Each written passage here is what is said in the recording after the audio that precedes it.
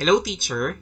So, magandang araw po sa ating lahat. Ngayon naman po, sa video na ito, ituturo ko po sa inyo kung ano ba yung mga list of MOBs or suggested means of verification for the new normal 2020 and 2021.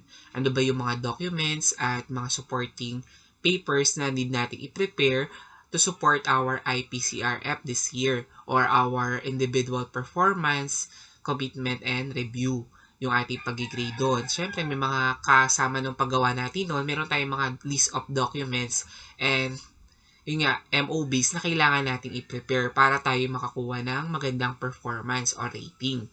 At depende nga ito sa inyong mga ginagawa for this school year.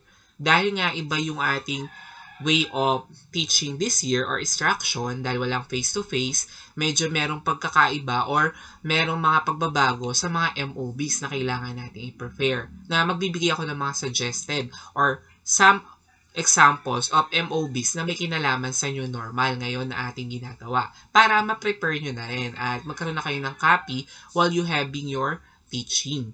So, para pag sa end of the year ay naka-ready na at madali na nating mape-prepare. So, muli kasama ninyo si Teacher B.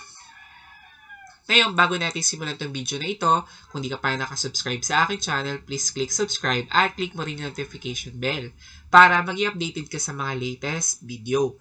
At kung gusto mo rin magkaroon ng copy nito, ng mga i-discuss ko o magkaroon ng word copy, mag-join ka rin sa aking FB page. Search mo lang Teacher B. Ina-upload ko yun doon. Ano-ano nga ba yung mga list of MOBs na pwede natin gamitin or i-prepare for this new normal? But before that, ito yung rubric. Magkaroon muna tayo ng refresh kung ano ba yung mga rubric na ginagamit natin dito. Kapag no MOB, 4 yun. 1 yung score. 2 for lacking of 1 with 1 MOB only, unsatisfactory. 2 naman, kapag ang nag-submit nyo ay 2 MOBs or satisfactory yon.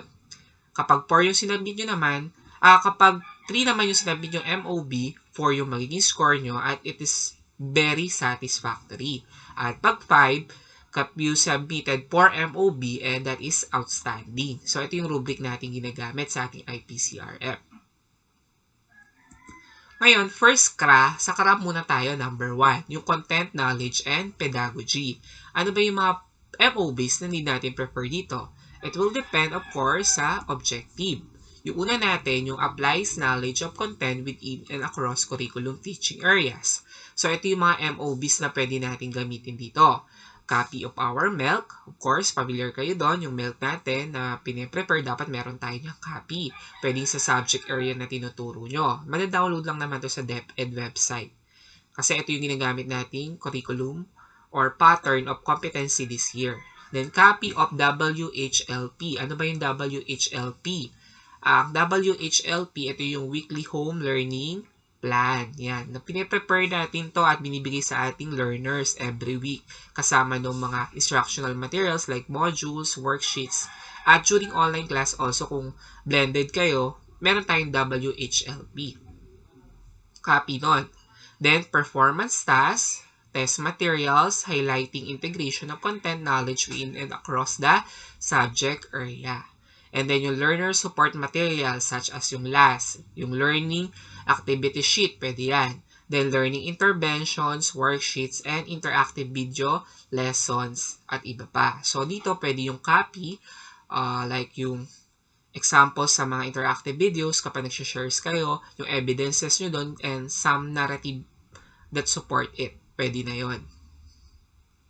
Next, CRA 1 tayo Next is use of modular-based instruction to enhance learning achievement in literacy and numeracy skills. Ito, depende kung ano ba yung base of instruction na ginagamit nyo or learning modality. Pwedeng dito kasi ay blended or pwedeng online. Depende nga sa inyong school. So, ito yung mga MOBs kapag modular. Pwede siyang learners accomplish activity sheet. Papakita nyo, sample of one of your students. And then, contextualize weekly monitoring and evaluation tool. Ito yung pumapasok dito yung learning monitoring plan. Pwede siya dito.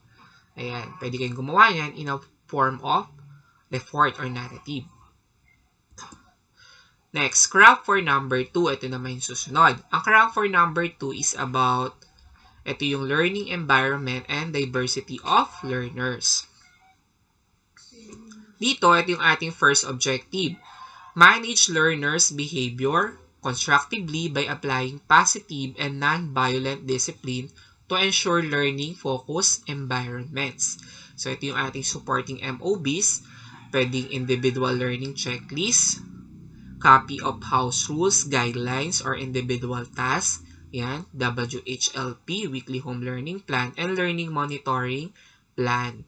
Sa individual learning checklist, pwede ito yung about yung sa distribution of your modules, yung attendance nila, lab, pwede dito yon ilagay natin.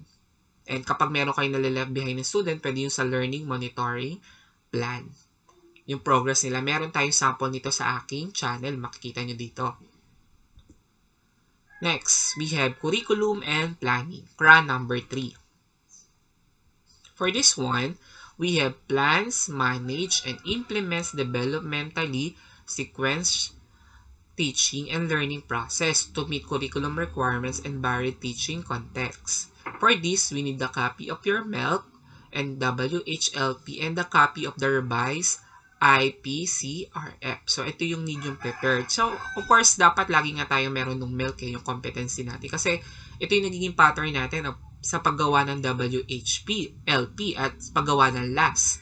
Diba? Kasi, bago nga, yung integration ng ibang mga competency, medyo na-compress, yung iba nawala before sa ginagamit natin. Pero still, K-12 curriculum pa rin tayo. Meron lang changes sa MELC. Ito nga yung most essential learning competency. Next. Participated in collegial discussions that use teacher and learners' feedback to enrich teaching practice. So, ito yung mga kailangan natin dito.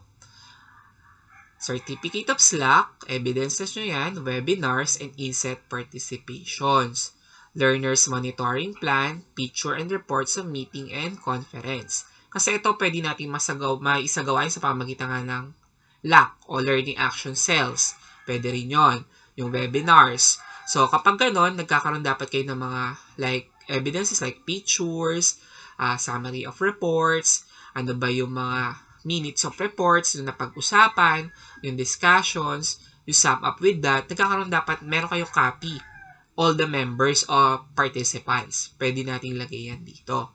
Yan. Nasa study notebook yan, yung ginawa natin, yung nakaraan before mag-start yung klase. Meron kayong copy nito. Pwede yun i-attach din dito. Next is CRA number 4 is about assessment and reporting. Dito naman, first is design, selects, ito yung first objective, organizes, and uses diagnostic, formative, and summative assessment strategies consisting with the curriculum requirements.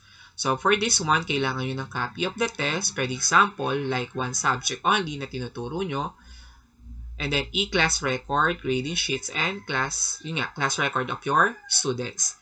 Dahil nga kahit wala tayong face-to-face, meron pa rin grading system o guidelines na bagong nilabas yung DepEd.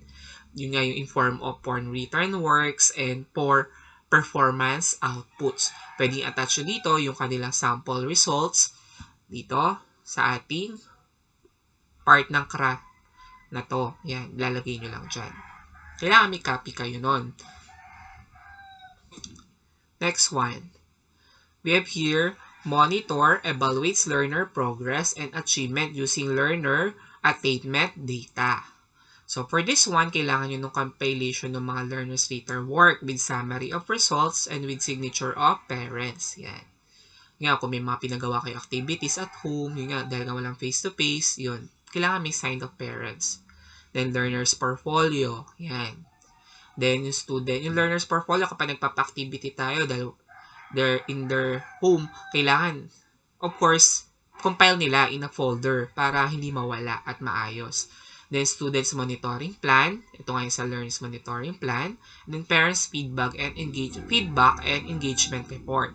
Regarding sa feedback dito, pwede kayong gumawa na one sample na kung saan pwede nyo hingin yung kanilang pwede kayong mga 2 questions only regarding about their feedback, about their new modalities, pwede nyo lagay dyan para makuha nyo. And then about their sons and daughter development regarding the subject, kung saan sila nahihirapan, ano yung mga ginagawa nila, or paano nila natutulungan yung kanilang mga anak regarding that.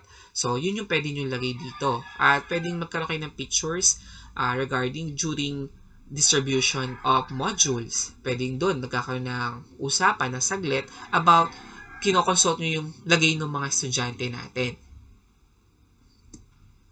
Next is, communicate promptly and clearly the learner's need, progress, and achievement to key stakeholders, including parents and guardians. So, dito yung proof of communication with parents like guardians using various modalities like text, messages, through messenger, letter, or alike. So, yan. Attendance log, regarding pag kumukuha sila ng module, attach nyo yun. Minutes of meetings, parent-teacher conference per grading period, and picture of meeting undertaken. Example, kunyari, nagmi-meeting kayo online, like through Google Meet. Of course, kailangan nyo ng report about that. Kailangan nyo i-sum up yung mga napag-usapan, yung minutes, and then yung pictures. Yun. Mahalaga yun kasi kailangan talaga natin ng mga documents for MOBs. Yun nga yung MOB natin. Again, after a meeting, pwedeng prepare nyo na para, of course, yun, inalagay nyo sa Google Drive para naiipon at nakikita nyo na hindi nyo nagagawin sa kapag tumagal pa. Then, for plus factor, this one is perform various related work activities, contribute to the teaching-learning process. Ito nga yung certificate of participation, registration. Yun nga, kapag umattend kayo ng mga meetings or conference, yun nga yung through form picture, invitation from inset, Slack, and webinars. And copy of special order memorandum. Of course, nakatouch yun. Then, certificate of recognition from awards and contests. Example, may sinalihan kayong mga contest din with this year. Like, for mga teacher's performance, tulad ko, may sinalihan ako regarding sa paggawa ng instructional video. Yun, pwede ko i-attach yung certificate ko dito. Yun, pwede nyo ilalagay yun. Ipunin nyo din yun. So, yan yung mga pwede natin gamitin na MOBs or suggested. MOBs for this school year in the new normal. So, iba siya than face-to-face learning. So, ngayon, eto po, kung meron po tayong additional, kikita nyo naman, again, kung gusto nyo magka-copy, pwede po natin itong makita sa FB page ko po, Teacher Bean. Search nyo lang po. Yan. Mga list of MOBs. Ngayon po, kung may tanong po tayo regarding this videos or regarding this topic, pwede po tayo mag-type sa ating comment section. Huwag po lang po kayong mahiya. So, type nyo lang po sa baba. At if nagustuhan nyo itong video na to, please click the like button. So, yun na po lahat about list of MOBs for this new normal. At hope natutunan nyo po ay may nakuha kayong mga knowledge or information regarding this. So, maraming salamat. Till next time, with Teacher Bean.